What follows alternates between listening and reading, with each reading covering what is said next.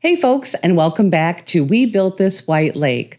I'm Amy Van Loon, Executive Director of the White Lake Area Chamber of Commerce, and we are your hosts for We Built This White Lake, which is a series of podcasts where we are interviewing local and area businesses and organizations in our community to hear about their story. And today we have the privilege of having the White Lake Yacht Club as our guest. So welcome to all of you. Thank you. Thank you so much for joining us in the podcast studio. And they're going to share with us their story. We have Ann Dake, Tim Burris, and Kathy Burris. So with that, we are going to go ahead and kick it off. Tim, go ahead and share with us a little bit about the White Lake Yacht Club. Yeah, sure, Amy, and thanks for having us. Well, I think the best way to think about what the White Lake Yacht Club is about, the purpose of the Yacht Club, is to kind of talk about the purpose from our Constitution. Okay. So within that, there's a lot of purposes that deal with grounds and maintenance and building and managing our funds, investing our funds, making sure the building stands the test of time. But there's three that really kind of resonate with me and I think with most members. The first one is to encourage, promote, and sponsor yachting, yacht races, regattas, and aquatic sports. That's really the number one function of the White Lake Yacht Club. Nice. The other function, though, for those that don't sail, is our social piece. So we work to provide social functions for both our members and our non-members. Nice. And then the third one, which is, I think, my favorite, is to foster friendship amongst our members. Awesome. So we do that through all of these activities. But to make sure these activities happen, there are a couple governing bodies that kind of keep us straight. Okay. We have a board of directors, which is made up of past Commodores and 27 other members, Wow. to include our 5 officers. Okay. So there's quite a few members on the board of directors. And then we have what we call a flag line, which reports to the board of directors. Okay. That flag line is made up of 7 individuals.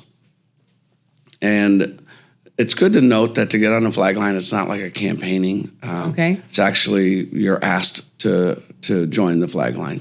Whole different discussion, but that's how you get on the flag line. Got it. The other thing interesting to note is most of the positions on the flag line move every year, so you don't have the same position as you move through the flag line. Okay. There are 2 exceptions to that. There is the secretary and the treasurer. They are always in that position until either they decide to step out or we decide to ask them to step out.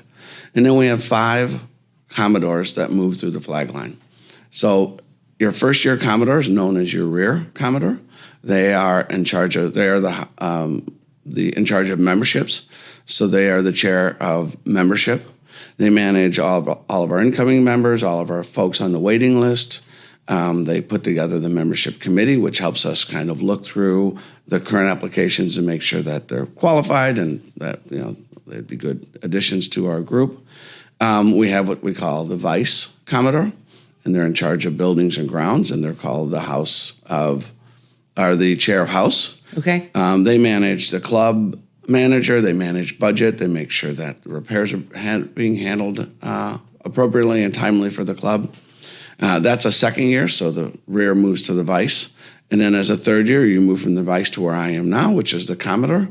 The Commodore's job, in my opinion, the main job is to make sure the board of directors are happy. And I do that by making sure that the club is being ran appropriately and the membership is being ran appropriately by those 2 chairs. And then once you manage to make it through those 3 years, as Ann Dake smiles, then you move on to more of I say it's kind of a consulting role. You're a voting member, but you move on to what we call a post-Commodore year 1, post-Commodore year 2. So at that point, you're still a voting member on that flag line, but you're there more to kind of help the Commodore understand, the ropes. Sure. One note to make is because we have so many past Commodores on the board of directors, it's great as a Commodore. I mean, I've reached out to Ann Dake multiple times. I've reached out to other board of directors who have been in my place.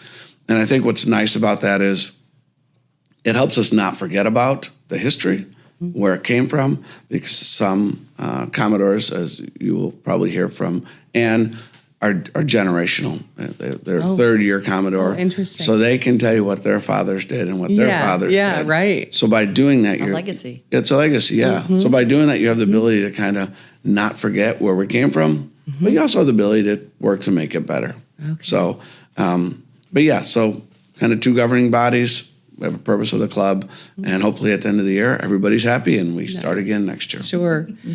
Pretty impressive, right? I mean, that's a very organized process, which I'm sure contributes to the success of a club, and specifically the yacht club. So Sure, yeah. that's amazing. Yeah. And who knew? Those that are not in the thralls of being a member or on the outside probably aren't aware of all those steps that take place. Yeah, we have a very solid constitution and bylaws.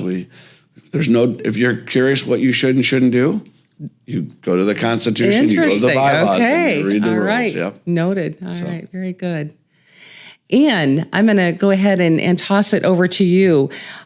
Tell us a little bit about the history of the club, because that also is very impressive and pretty detailed. So go ahead and take several minutes and share with us about the history. Thank you, Amy. I'm happy to be here, and this is a wonderful opportunity Yeah. to share about the Yacht Club. The Yacht Club actually began in 1903, so we are well over 100 years old. And the early beginnings were a group of people on the Montague side of the lake who got together, primarily social, but also to promote the boats and yachting and some sailing. And so that's where the club began. But then a clubhouse needed their own clubhouse.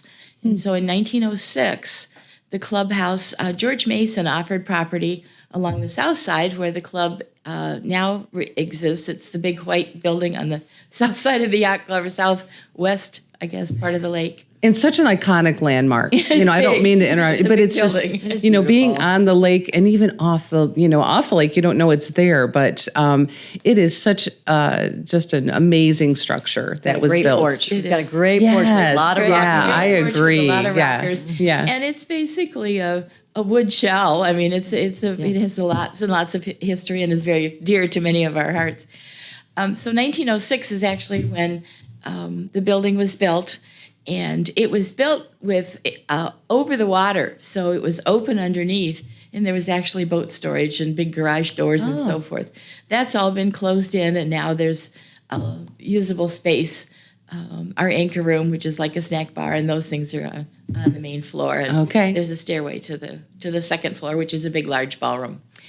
In the teens, the activities at the yacht club sort of began to lessen. There weren't as many, and it really kind of almost became inactive for a few years. But in 1924, 25, 1926, right in that period of time, Clarence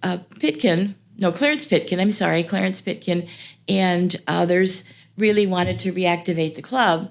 And at the same time, they sponsored some motor yacht or racing boat races on White Lake. Okay. The races, the boat races actually weren't probably the most popular item. However, it did begin the revitalizing of the yacht club. Okay. And in the sailboat races, a place to dock boats and all those kinds of things. And in that period of time, a couple of things that are still going were begun. The first was at the end of the season party, which is called the Pirates Ball. And everyone dresses up as pirates, and so that party has been going on now for literally 99 years. Oh my goodness. And it still goes on today. It does, yeah. That's awesome. It's now Labor Day weekend. It used to be the weekend before, but it's now Labor Day weekend. Okay. And it's a large costume party. It's a family party. And the kids, of course, have an absolute ball. But there's lots of tradition with the Pirates Ball. One of the other things that began in 1926 is the sailing school. And so the White Lake Sailing School is one of the oldest and certainly the longest continuously running sailing school in the country. And many of us are graduates of the sailing school. It was a 3-year program. It's now a bit longer. But it's a wonderful opportunity to learn about not only sailing, but handling yachts, water safety, and all those kinds of things, and foster the racing and the sailing promotion that is a very important part of the club. Later, and water, as I said, water safety was very important. So swimming lessons were taught in the lake. In fact, my mom was one of the teachers. And because of the lake weeds, this is in the 50s and 60s, 50s actually, there was a big piece of black plastic that was anchored on the lake bottom right off the dock. Well, it didn't work very well because the weeds grew up underneath it. And so here comes this black plastic thing coming up onto the surface in big bubbles. It looked like a sea monster, and it did not work. But also at the same time, funds were being raised, and in 1960, the club built a swimming pool. And it is still active. It's still a very, very busy place. Yep. And the swimming program started, a very active Red Cross-sponsored swim program. Okay. And again, my mom was one of the teachers and helped with that. Stocky Holly was another. Jim Harris was one of some of our familiar names in the community. Was our swim head instructor and for many years, and it still is a very active swim program. So that's been coming along. And then also in the 1960s, I'm going to date myself. I thought it might be fun to share a little bit about what it was like to be a kid growing up in that period and what we all did. I'm not going to share everything. But our summer life focused on really activities at the yacht club, not only the swimming programs and being in the pool or swimming along the outside of the dock, swimming across the lake, those kinds of things. But there were active racing programs for sailors. We all had we all had certain classes of boats, and you'd move from one class to another. I think I had my first boat. It was a nipper when I was 12. And I was in sailing school and progressed on through some of the larger fleets. But it was social. All of us kids would meet there regularly. There were Wednesday night square dances for all of us, and that was a big highlight of the season. And also there was a junior yacht club. It was a formal organization following the same organization as the seniors, with a flag line, a race committee chairman, a rear vice and commodore, and so it was those, and they planned programs for us kids. Of course, we did a lot of other things, but much of my life in the summertime centered around the lake and the water. Sure. Moving on then, through the years, the club, as Tim said, was a very centered racing program, the sailing, primarily scows, sailing program, and the social programs. There were dances on Saturday nights. There were Ladies' Bridge. There were a number of other programs that were going on at the yacht club. And of course, Kathy, the porch. And sitting on the porch. On Saturdays, when Saturday races were held, there was also a sailor's lunch, which continues today. And it's open to all the members. But in those years, the moms prepared the lunch. And I remember as a kid, being up there helping slice tomatoes and cook the barbecue and all the rest of the stuff, and then serving as the sailors came through in between races and whatever else. So sailor's lunch is still continuing as well today. Then one of the other highlights I'd like to share is about our 100th anniversary. So in 2003, we celebrated the 100th anniversary of the founding of the club. Okay. And Carolyn Rillema actually was Commodore. She was the second female Commodore. Our first one was 2000 or 2001. I've forgotten exactly. Right in there. And it was Pam Kerr. For all the years, the Commodores had only been men. And finally, there were a few of us that had been asked. And so 2003, we did a lot of celebrating about the organization. And that was the first year that we actually are the ones that started the White Lake History Cruises with the Port City Princess. Oh, wow. We wanted to share the history of the lake, thought it would be really fun. We partnered with the Port City Princess people, got the boat up here, and actually I'm the one that organized all of it. And we asked local people who lived in certain spots along the lake to be our speakers. And as we motored around the lake, they each had something to say. So that was 2003. Then 2006, which is the year I was Commodore, was the centennial of our building. And there were lots of celebrations. We had a historic marker installed at the top of the hill. And again, had another history cruise. And this book, I don't know if I can hold it up. You can, so yeah. see it. There we go. Whoops. There you go. This book was written. It's called Looking Aft, Looking Back. It's by Dan Yakes, and it's really a comprehensive history of the yacht club in detail. Many photographs, lots more history than, I mean, you can see how big it is, how thick it is. So there's lots of history of the White Lake Yacht Club, and so moving forward to today, many of these traditions that have begun more than 100 years ago plus now are still continuing and are very special to all of us, like the Commodore's Ball, which is a mid-season dinner dance kind of thing, and we honor the past Commodores, and the flag line, of course, and say thank you to our current Commodore for a job well done, even though it's mid-season. So you know. Well, we're hoping it finishes strong. It will, Tim. It will. You are. But I think one of the things that's really special about the club is that not only the history and the longevity of the building and all those things, but all of the programs that have continued and are the social activities, the sailing activities, the trophy presentations, all those things are just part of a very important part of what the yacht club is all about. And the building, yes, the building is very dear to our hearts, but that houses and is just kind of a shell. The real true piece of the yacht club are the people. Such a good point.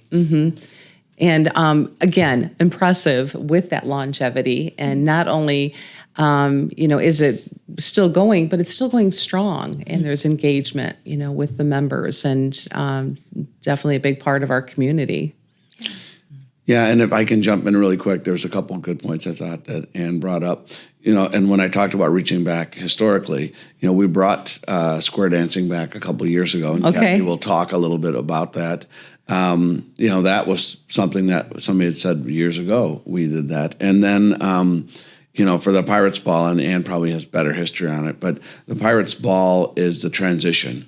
So there's a historical, however you want to do it, there's an historical walk the plank where the current Commodore leaves. He's walked off the plank, and the Vice Commodore takes over. That's great. So there'll be a plank walking. Every Commodore does it in one form or another. Yeah, sometimes verbally, physically, however you want. Flash of water. I captured the junior Commodore at sword point and made him walk the plank There you for go. me. Yeah, That's so great. it's so that's kind of cool because that's 100 years or 99 years old, and it's still A tradition. Still a tradition. Sure. Yeah, it's a transitional moment for. Well, and I think that was the turning point of, hey, we have to keep this club going. It's a social place for us to foster friendships, and I think that was a precipice that kept us to revive the club in the 1920s. So still going on. Yeah. And so, Kathy, what do members do, and what is that part of the club with the members' activities? Thank you for asking. All right, so there's generally a social chair is chosen by the Commodore. Okay. This year, it's me. You're so fun. And what do you call yourself? Well, generally the wife of the Commodore is the Commodorable, or the spouse, I should say. The Commodorable, which I like that. I do too. And sometimes it's this, you become the social chair too. So that was the situation with us. So, again, we all talked about the Constitution fostering sailing, which we do, right? So we have Saturday and Sunday races still. We have aquatic sports. We have the pool. We have aqua aerobics, great pool, by the way, and swim school.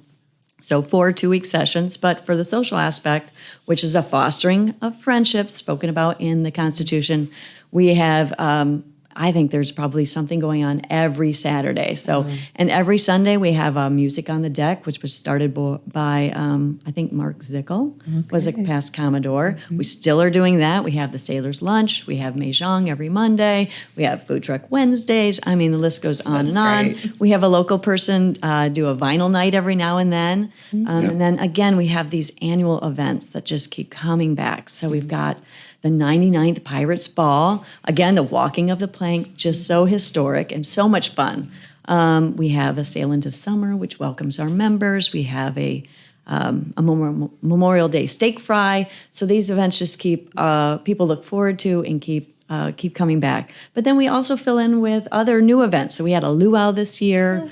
We did bring back a square dance. Okay. And these are past Commodorables that are putting together these events that I've asked to come and help host as a social chair. So I just kind of help foster that and give a reason for people to come to the club. Nice. And they do. So we have a lot of members, a lot of memberships, probably about 1,200 total people, if you include kids and family members that come to the club and can participate. Okay. Such a kinship, right? Just from what you're sharing is such a brotherhood and sisterhood, and it almost sounds like one big family of 1,200. And you probably, as a member, can pick and choose what to participate in, or how involved, or how to support the club in different ways. Well, in some ways too. We have a fall and spring cleanup. So we ask our members, because it's member driven and it's a private social club, if you will, that fosters sailing, that we come and we take on big projects. We clean it up, we scrub it down, we put it up for the winter and bring it out in the spring. Great way to take ownership, in not only the building, but also, part of the club.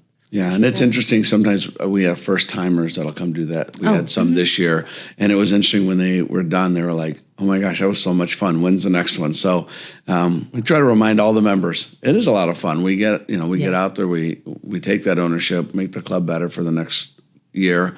The cleaner we put things away, the better we put things away. The cleaner we open, the better we open. That's great. And we feed them around noon. Hopefully we get everything done by noon. And we like to eat. And we so it we have that hour where everybody just kind of hangs out and says good catches job. up and good job. Yeah, and there you go. And either Great. see you next year, or I'm excited that the club's open for the year, right? So depending if it's spring or fall.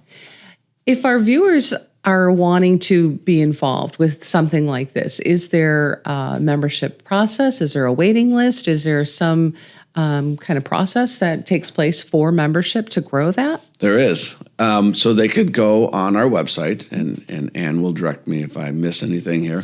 They'll go on our website. They can apply for membership. We do have a waiting list currently. Nice. Okay. But that ebbs and flows. We've had years where we have had no waiting list, and you can come right in, and we have years where we have waiting list.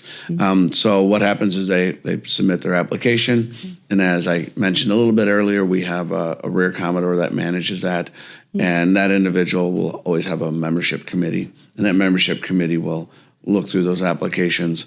I believe you have to have two member approvals on that application. Then the membership committee will look through it, get you on the waiting list. There's an initiation fee just to get on the list, or I shouldn't say it's an initiation fee, but it's a small fee to get on the list, and then you're on the list. And then as we move through the list, hopefully you'll get a call at some point soon and say, hey, there's an opening and you're next. Great. So yeah. You want the call in May, not in September. There you go. All right. Very You'll good. take it in September. But you'll Yeah. It takes a while. And if you could share with us a little bit about how has the club survived for over 100 years? Sure. I think the biggest piece of this, and everyone has talked about it, is our volunteers. We have dedicated, very generous volunteers who give time and resources to the club to make all this happen. The cleanup, the party chairs, all of the kinds of things that we that happen are really happening with our dedicated volunteers.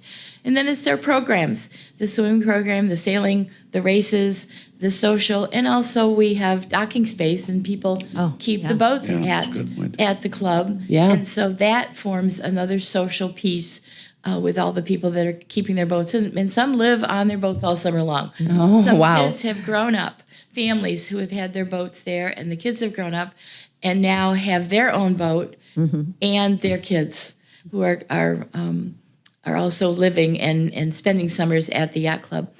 And that kind of leads into this whole generational friendships. There are probably fourth and fifth generation people with 100 years who have been members, whose parents and grandparents have been members, and who now are stepping in and becoming members and becoming very active. Personally, for me, my parents joined the Yacht Club in the late 1950s. And so now here I am as a member. My dad was a Commodore. I'm a Commodore. In my husband's family, his grandfather was a Commodore in 1940. So his dad grew up at the Yacht Club. His dad actually met his mom at the Yacht Club. Oh, my And that was a budding Yacht Club romance, of which there have been many. And now then Alan grew up at the Yacht Club, my husband. That's where we met. And we all participated in all those things. So in Alan's family, actually, there are 3 Commodores: his grandfather, his dad, and Alan. Wow. So between my family and Alan's, Wow. there are 5 of us. But at any rate, the biggest thing, I think, is the family ties, the social friendships between families. And finally, one very special thing that we all love is the ice cream. Aww. We have ice cream. The tradition for years has been that a very generous scoop of ice cream was $1. Oh, my And goodness. we all subsidize that. A couple of years ago, someone wanted to raise the price, and it was such an uproar that it just How dare you? Right, yes, right. That's our he was almost, taken out of his position as Commodore. Yeah. But, with all the other things that are happening, prices did have to increase. But we still have a very generous scoop of ice cream for $2. $2. Oh, And okay. we all love it. Yeah. And so that's kind of one of the special little pieces. Absolutely. But the biggest thing is our volunteers and the dedication. All of these jobs are volunteers. Yeah. And it's a very special place to have grown up, but to also spend summertime and continue our friendships. Yeah. Great. Agreed. I love that. So also for our listeners and viewers, if they're wanting to find out even more about the White Lake Yacht Club, they can go to probably numerous resources. And Anne, you already shared one with Looking Aft by Dan Yakes. Other resources. We have a website, and Okay. it is just spectacular. It's brand new this year. I mean, we've had a website, but it's totally revamped this year, Nice. so it's just looking so good. It's it's WLYC.org. Okay. There's a place, there's a tab just for visitors if you just want to learn about a little bit about it. There's an about and a history section, so you can read all about what we were talking about today. All right. Very good. And probably active on social media as well. Yes, we also have a Facebook page. We have our very own private Facebook community page, but we also have a Facebook page that's public, and then we also have an Instagram. I think it's White Lake Yacht Club. So Okay. there you go. Great. Check it out.